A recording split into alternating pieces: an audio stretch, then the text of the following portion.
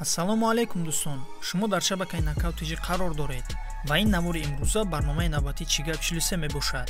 Дар барномаи имрӯза мо оиди нофаҳмӣ миёни Хорхе Масвидал ва Ҳамза Чимаев ва якчанд хабарҳои дигар гап мезанем. аз ҳамин хотир дар ягон ҷо ба ҳузур шида лайка зер кунед, мо боша видеоролика сар мекунем. хай тамошо кунед, ғамнаметуна дюбой савол шид пирсед мара ҳамиҷа.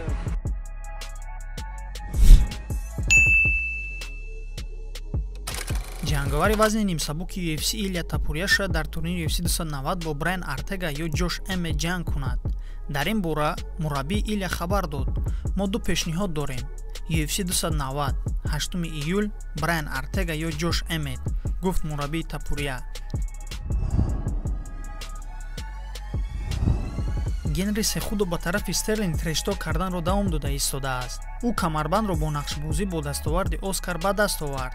дар набарди дуюм бо Ян ӯ бо ёрии доварон ғалабаро ба даст овард. пас аз он бо Дилашов ба ҷанг набаромад. Дилашове ки ман дар 32 сония шикаст дода будам, гуфт Сехудо.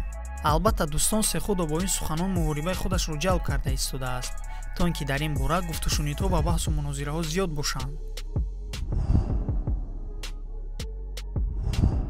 Умар Нурмагомедов бо Мераб набард кардан мехоҳад ва ин муҳориба дар ҳоли баргузоршавӣ дар моҳи июл қарор дорад.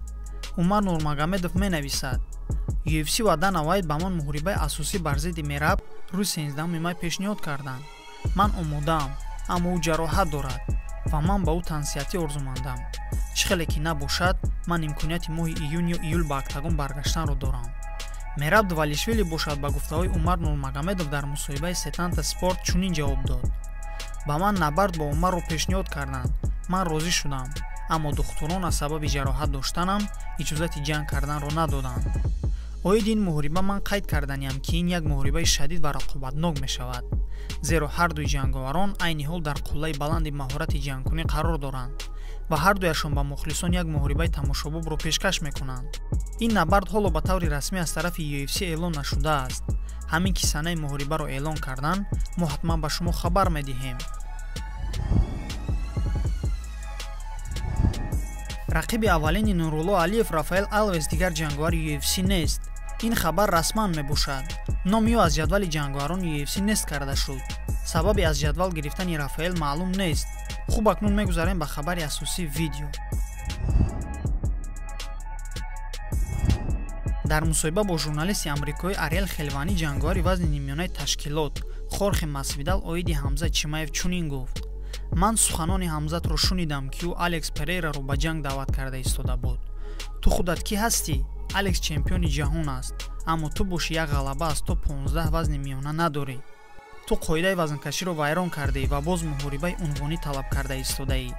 дар аввал ҷанг бикун, баъд гап зан. айни ҳол бошад хомӯш бимон. ҳамчунин дар мусоҳиба Хорхе илова кард, ки Шавкат Раҳмонов бе ягон мушкилӣ бар Ҳамза Чимаев ғолиб мегардад. ман фикр мекунам, ки Шавкат Раҳмонов бар Ҳамзат дастболо мешавад. ман ба хайпи Ҳамзат боварӣ надорам. ӯ барои дараҷаи вазни худ калон аст ва хуб гӯштинг мегирад, аммо ӯ метавонад бо ҷанговаре вохӯрад, ки мисли ӯ хуб гӯштинг ва ҳам хуб зарба зада метавонад. ман ягон таҳдиди калонро дар ӯ намебинам. ба ӯ исбот кардан лозим меояд, ки ман ноҳақ ҳастам, гуфт Масвидал. дар худи ҳамон мусоҳиба Ҳамза Чимаев дар зери видео фикрашро чунин баён кард: ӯ яъне Масвидал дигар гангстер нест. ба гангстерҳо дар кадом вазн ҷанг кардан фарқ надорад. албатта ман дар ин бора чӣ гуфтаниям? Хорхе Масвидал бо Гилберт Бёрнс санаи 9 апрел дар UFC 287 набард мекунад. умедворам, ки Масвидал як муҳорибаи хуб нишон медиҳад, зеро айни ҳол Масвидал дар серияи бохт қарор дорад. ҷанги навбатии Ҳамзат бошад, мегӯянд бо Пауло Коста баргузор мешавад, аммо ҳоло маълум нест. ҳамин ки ба таври расмӣ эълон кардан, мо ҳатман ба шумо хабар медиҳем. хуб дӯстон, ин буд барномаи Чӣ гап. ба шабакаи мо обуна шавед ва зангулачаро бошад барои баромади нави видео гирён кунед, зеро мо ҳамеша хабарҳои ҷолибро пешкаш шумо мегардонем. барномаи Чӣ гап дар даруни гап. то видеоролики навбатӣ, хайр.